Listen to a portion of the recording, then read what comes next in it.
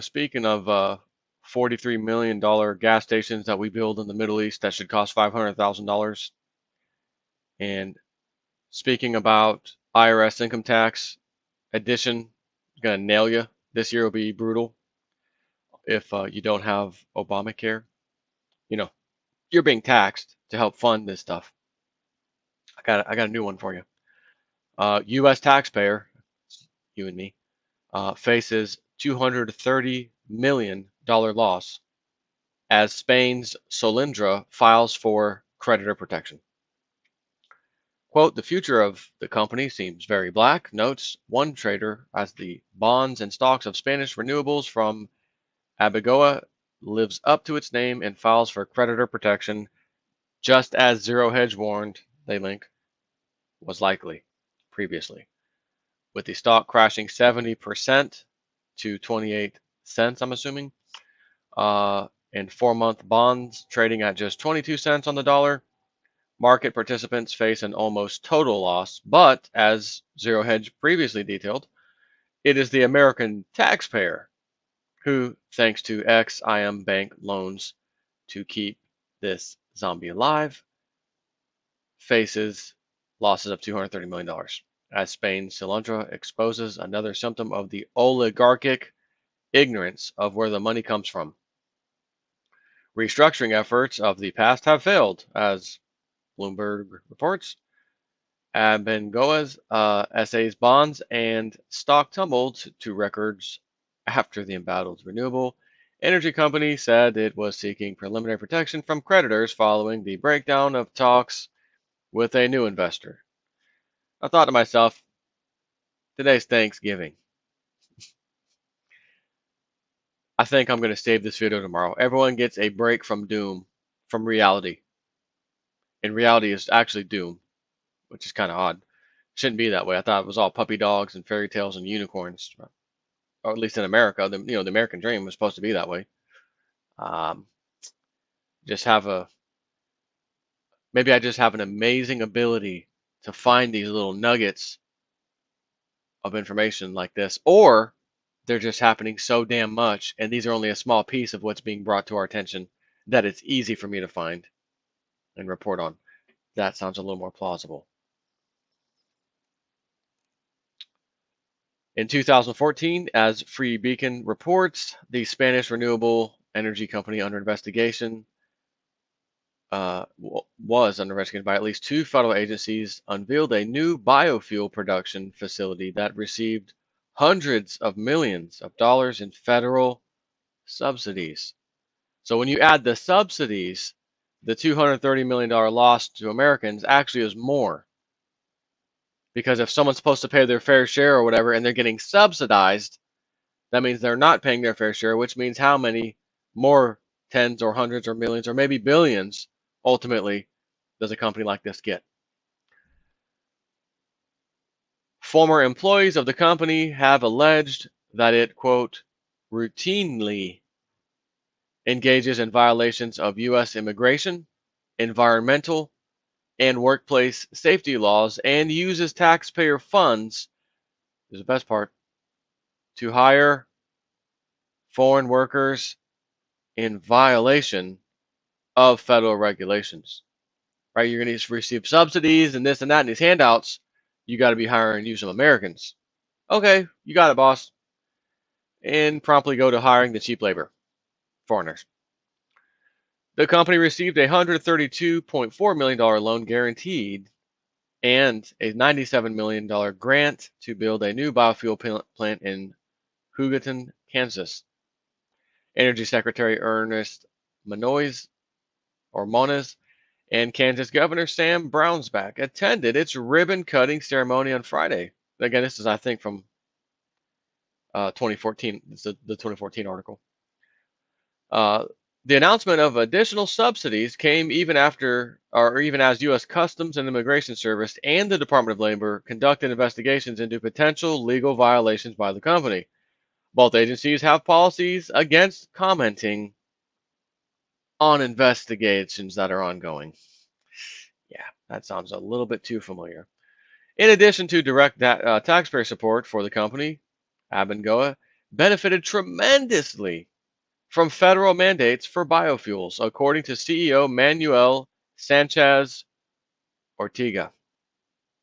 Quote, this would have been simply impossible without the establishment of the Renewable Fuel Standard, Ortega said, referring to a federal regulation that mandates the use of certain levels of bioenergy in transportation fuels.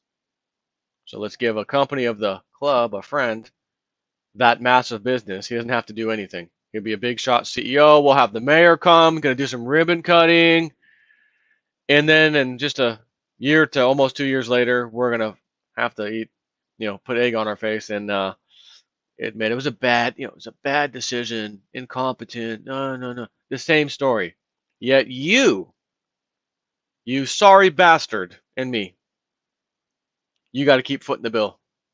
Oh, and if you say to the IRS, hey, you are not taking that money out of my damn check come this tax return season, especially the amount you want to take out because I don't have Obamacare.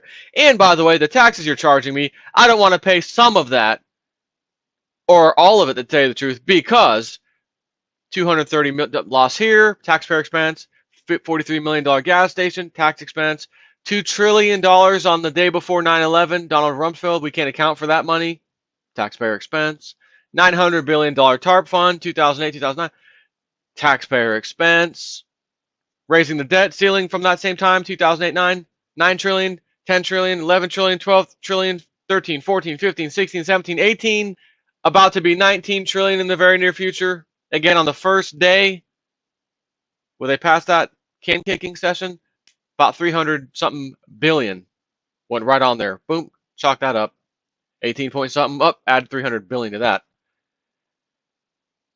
Taxpayer foots the bill. And my question about all this, the absurdity of all this is this.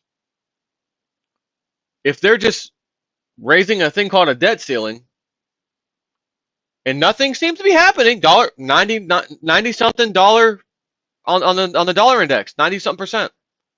We ain't seen numbers like that in for how long? How strong our dollar is. Well, if they can print double the amount of money we had in debt in a few years, double it by raising that debt ceiling, seems to me we don't need to have any kind of taxes. We don't need to be doing any of this nonsense. You can just print the money yourselves as government and then pay all these fees, and including this guy gets a budget, a grant, a handout, a subsidy. It won't matter anymore because the rest of us aren't getting taxed for it. So if you want to play that game, you can still play it, Mr. Politician, Mrs. Politician, and you don't have to tap the taxpayer. Seems like this is all a little confusing, isn't it? Why are we doing that and still taxing them more when they're blowing through the money like drunken sailors and they just raise the debt ceiling anyways to take care of the problem? It's mind-boggling, isn't it? And now, less than 1 year later, the company seeks creditor protection, which would normally be shrugged off by an American public. Meh. What do we care about the bankruptcy of some Spanish energy firm? Well, as Zero Hedge says, combined political influence, U.S. taxpayer subsidies, corruption, and then maybe Americans should care. Mike Al-Halabi, a former senior lead mechanical engineer at Abengoa subsidiary Abiner, who worked on the Mojave facility, said the company routinely skipped right to international hiring, preferring to bring in workers from its native Spain. You're going to come to America, taxpayer money, subsidies, all kinds of good stuff. Hey, everybody, we're bringing jobs to the area. Hey, well, you know what? Okay, I'm an American. Foreign company coming in. You're going to bring jobs here, though? It's a good thing. Energy and stuff? Yeah. Okay. And then you find out your sorry ass was never and would never have even been considered as an employee. Let me repeat that line and how quickly they jumped on this. He said the company routinely skipped right to international hiring. Just boom, bang, next, boom, bang, next. Oh, American, you're a qualified engineer. You went to college. You got a lot of college debt to pay back. You got a huge student loan. And you've been educated. Perfect fit for the company.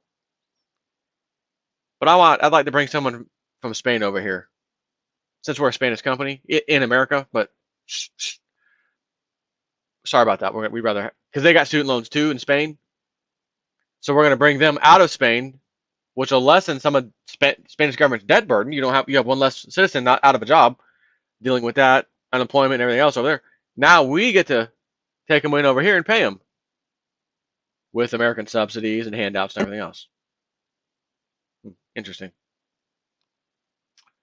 So what do we have here? Another day in America. That's with the K, America. As Lindsey Williams said a few years ago, this country, which was in first world status, and he said it, will be taken from first world status down to third world status. And all the stuff you enjoy today, this American lifestyle and all these gadgets and stuff, he said, that's going to go away too because your lifestyle change is going to demand it. And after they're all said and done with their New World Order agenda, whatever they kick into high gear, and you start experiencing this pain and suffering over here in America from this kind of exact same thing I just read you, you'll come to the realization the American dream is gone. And he said that only after a number of years had gone by would you get some of that stuff back. But you will never, ever get back the quote unquote American lifestyle you had formerly. That was a quote from Lindsay from the elite oil cartel, his elite friend. So, like I said, I'm doing everybody a favor today. I just don't have it in my heart to give you a little gloomy, doomy story on Thanksgiving.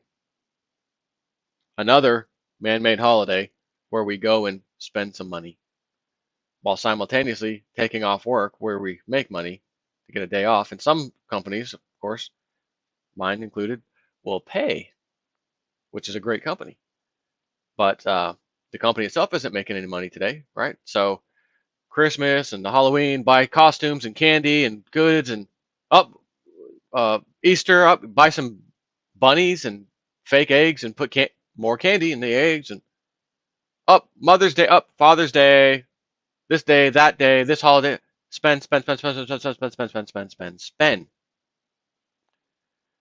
Proud to be a sheep American. And the truth of the matter is, we all, do the people in Europe, the Eurozone, not do these things? Oh, they do too. This isn't going to just be an American problem, as you can see. This is going to be a Western world problem, and quite frankly, probably the rest of the world too, because they're so intertwined nowadays, these economies, right? So when one big one goes down, ooh, hurts. Take care.